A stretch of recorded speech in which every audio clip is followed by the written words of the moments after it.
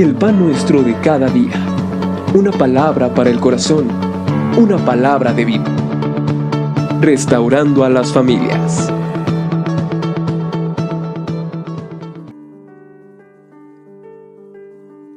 Dice la Escritura en Romanos capítulo número 15, versículo número 13: y el Dios de esperanza os llene de todo gozo y paz en el creer, para que abundéis en esperanza por el poder del Espíritu Santo.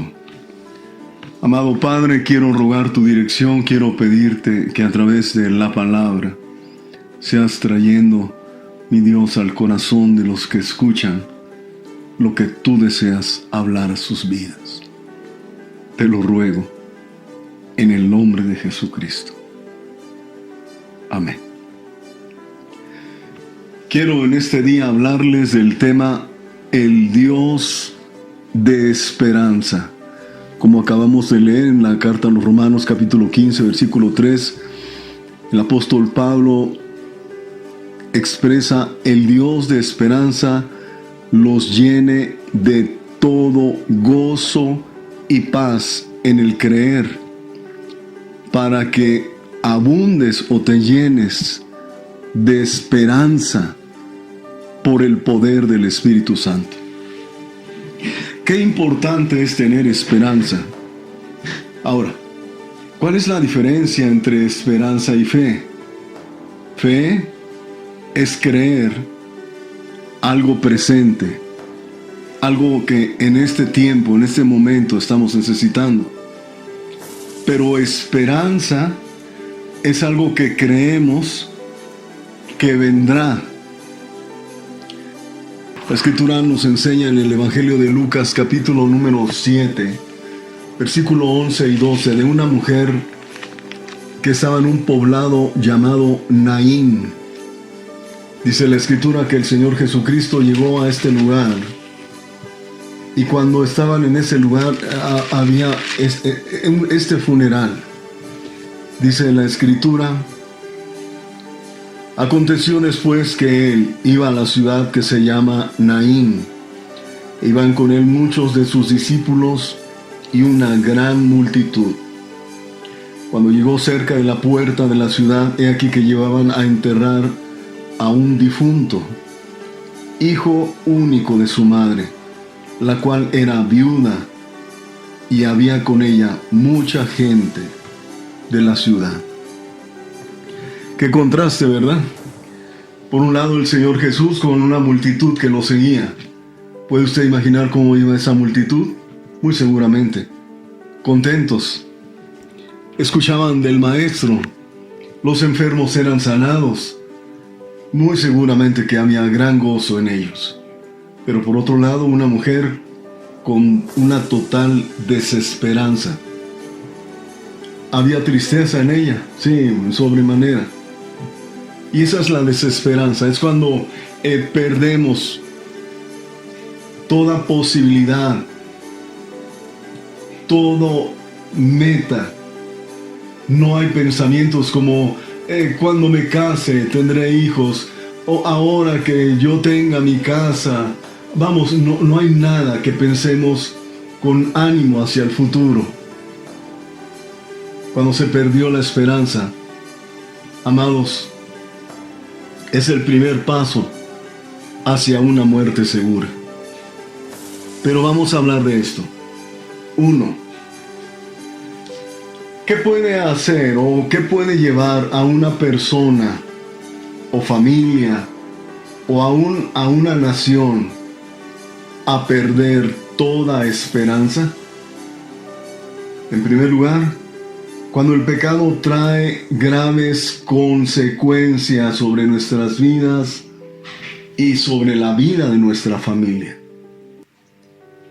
¿Qué estoy diciendo? La desesperanza puede venir, o podemos perder toda esperanza, cuando el pecado de nuestras vidas produce tal situación que causamos que no solamente sea un problema para nosotros, sino esto se convierte también en un problema para nuestra familia. Voy a poner un ejemplo. Segundo libro de Reyes, capítulo número 25, en adelante. Cuando leemos esta porción de las Escrituras decimos, esto está fuerte. Pobre Sedequías, qué manera de ser apresado y qué manera de enjuiciarlo. Primero degollan a sus hijos, prácticamente fue la última imagen de lo que quedó en su mente, sus hijos muertos, y después lo llevan prisionero. Vaya.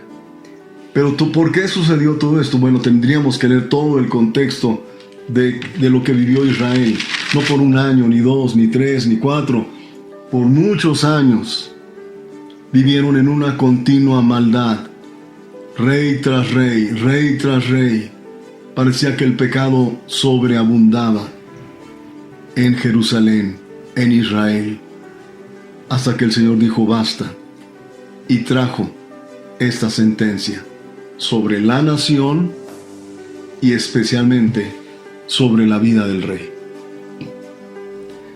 En la manera práctica, en una manera personal, pudiéramos nosotros también cometer una serie de errores que pueden causarnos problemas.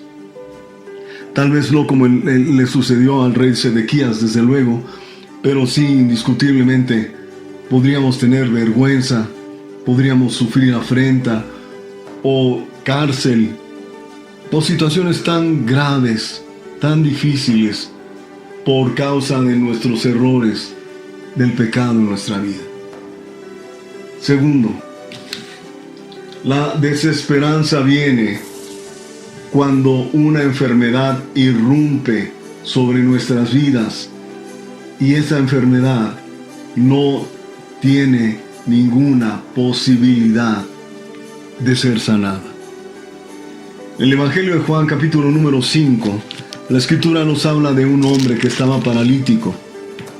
Durante 38 años había estado en esa condición.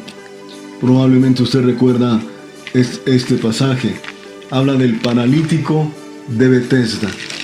En Betesda había un estanque. Y en ese estanque se reunían muchos enfermos porque tenían la creencia de que cuando las aguas se movían es porque un ángel las movía y entonces el primero que entraba en el agua era sanado. Pero ese hombre llevaba 38 años ahí. 38 años. Quizás algunos de los que me están escuchando no tienen esa edad, o la tuvieron por lo menos. Dice que el Señor Jesucristo se acercó a él y le dijo, ¿quieres ser sano? Qué pregunta, ¿verdad? 38 años enfermo. Es probable que usted cuando enfermó y le dijeron tiene tal o cual enfermedad, pero no hay remedio para esto. Parece que todo se nos termina cuando hay una seguridad de parte médico. Cuando nos dicen no hay posibilidad de ser sanado. Algunos pensamos, bueno, ¿cuánto tiempo voy a tener de vida? ¿Cuánto tiempo me queda? Pero parece ser que el cuerpo te va anunciando qué tan rápido o qué tan prolongado pudiera ser esto. Pero yo quiero animarle. Hoy estamos hablando del Dios de esperanza. Y la Escritura nos enseña, ya lo dijimos, en primer lugar, la esperanza se pierde por causa del pecado. La esperanza se pierde cuando irrumpe la enfermedad y no hay ninguna posibilidad de ser sanado. La esperanza se pierde por causa de una tribulación a otra. Llega el momento en que el desaliento nos abraza y todo ánimo de vivir se pierde. Hay personas que han vivido una serie de problemas increíbles, pero parece ser que es una cadena. Tengo varios años ya como pastor, 39 años, y muchas veces han venido diciéndome ¿qué es la razón? ¿Qué hice? ¿Por qué estoy así? ¿Qué estaré pagando, pastor. Y Dios mío, yo quisiera darles una respuesta a cada situación de su vida, pero no siempre tenemos una respuesta. Voy a leerles en el primer libro de Reyes, capítulo número 19. Acab dio a Jezabel la nueva de todo lo que Elías había hecho y de cómo había matado a espada a todos los profetas. Entonces envió Jezabel a Elías un mensajero diciendo: así me hagan los dioses y aún me añadan, si mañana a estas horas yo no he puesto tu persona como la de una de ellos. Viendo pues el peligro, se levantó y se fue para salvar su vida, y vino a Berseba, que está en Judá, y dejó allí a su criado. Y él se fue por el desierto un día de camino, y vino y se sentó debajo de un enebro, y deseando morirse, dijo: basta ya, oh Jehová, quítame la vida, pues no soy yo mejor que mis padres. Podríamos pensar, bueno, ¿qué tiene Elías? Porque el gran Elías, aquel hombre que había avergonzado a los profetas de Baal, ahora quiere morir. Pero Elías había tenido una serie de situaciones. Primero, un periodo de sequía. Había tenido que esconderse y los cuervos le habían alimentado. Después vivió varios meses con una mujer viuda, alimentándose solamente de agua y pan. Después confronta a los sacerdotes. Y por último, Jezabel le dice: de cierto te digo que te voy a matar. Si usted ha perdido la esperanza, anímese. Hubo personas como Elías que dijeron por un momento: basta ya, oh Dios, quiero morir. Quiero llevarlo a los pasos que nos llevan a desechar, a quitar de nosotros la desesperanza. En primer lugar, Dios habla a nuestro corazón. Dios te está hablando a tu corazón y te quiere decir a través del Salmo 42, versículo número 5. Escúchame, por favor. ¿Por qué te abates, oh alma mía, y te turbas dentro de mí? Espera en Dios, porque aún he de alabarle, salvación mía y Dios mío. Entonces el Señor en este día te dice: ¿por qué te abates? ¿Por qué te desesperas? ¿Por qué estás en esa angustia tan grande? Y te recuerda también Salmo 73, versículo 25. ¿A quién tengo yo en los cielos sino a ti? Y fuera de ti nada deseo en la tierra. Mi carne y mi corazón desfallecen, mas la roca de mi corazón y mi porción es Dios para siempre. ¿Ya olvidaste a quién tienes en los cielos? Amado, recíbelo. Dios habla a tu corazón. Segundo, desechemos la tristeza sabiendo, estando plenamente seguros que ante lo inevitable, amado, nosotros podemos tener el ancla de nuestras vidas, que es la esperanza en Dios. Mira, Primera Tesalonicenses capítulo número 4, versículo del 13 al 16. Cuando el mundo ha perdido toda esperanza. ¿Cuándo es que perdemos toda esperanza? Pues una manera clásica de perder toda esperanza es con la muerte. Primera Tesalonicenses 4, versículo número 13 dice: tampoco queremos, hermanos, que ignoréis acerca de los que duermen, para que no os entristezcáis como los que no tienen esperanza. Entonces usted, hermano, debe en su corazón desechar la tristeza. ¿Por qué? Porque usted es un hombre, una mujer en la cual usted tiene una firme esperanza. Si la muerte súbitamente llegó a un familiar nuestro, tenga usted la certeza, la seguridad, la plena esperanza de que si Él tuvo a Cristo como el Señor y Salvador de su vida, Él tiene la vida eterna y nada lo va a mover de ahí. Yo quiero guiarle a 3 pasos de vida. ¿Me permite? 3 pasos de vida. Este es mi último punto. Romanos 12, versículo número 12.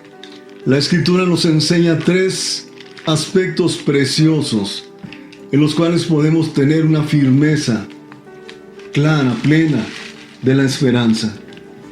Dice: gozosos en la esperanza, sufridos en la tribulación, constantes en la oración. Gozosos en la esperanza. ¿Qué es esto? El llamado de Dios es: alégrate.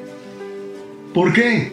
Porque la esperanza me habla del futuro, de lo que tal vez no tengo en este momento, pero voy a tener.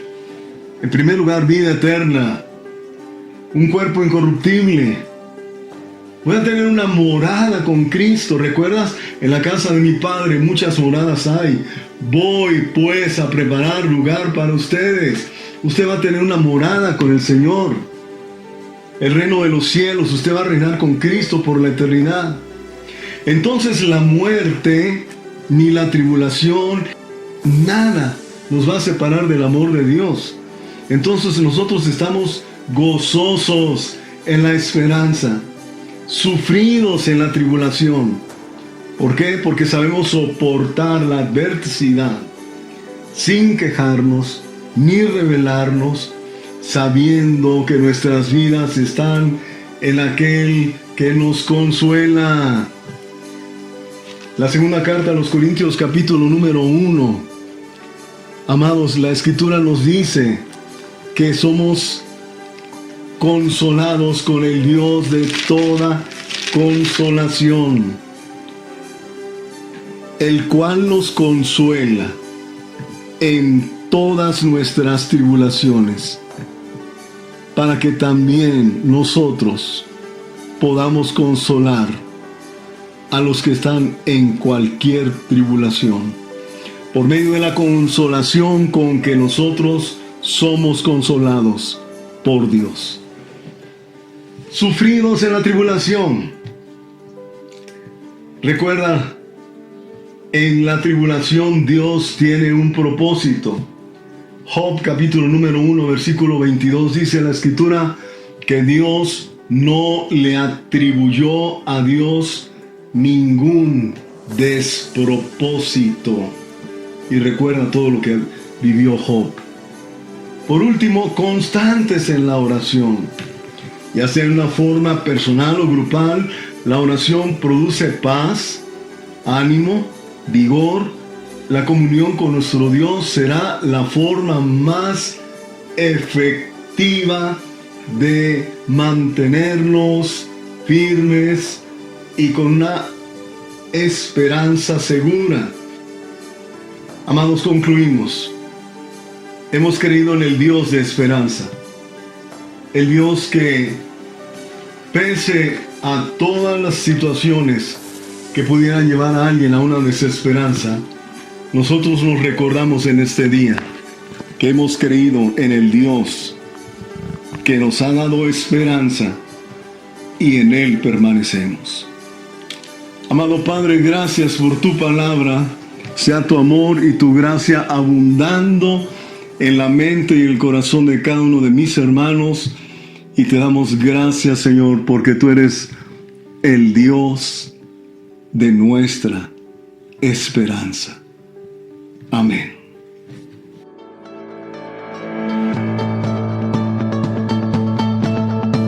El pan nuestro de cada día.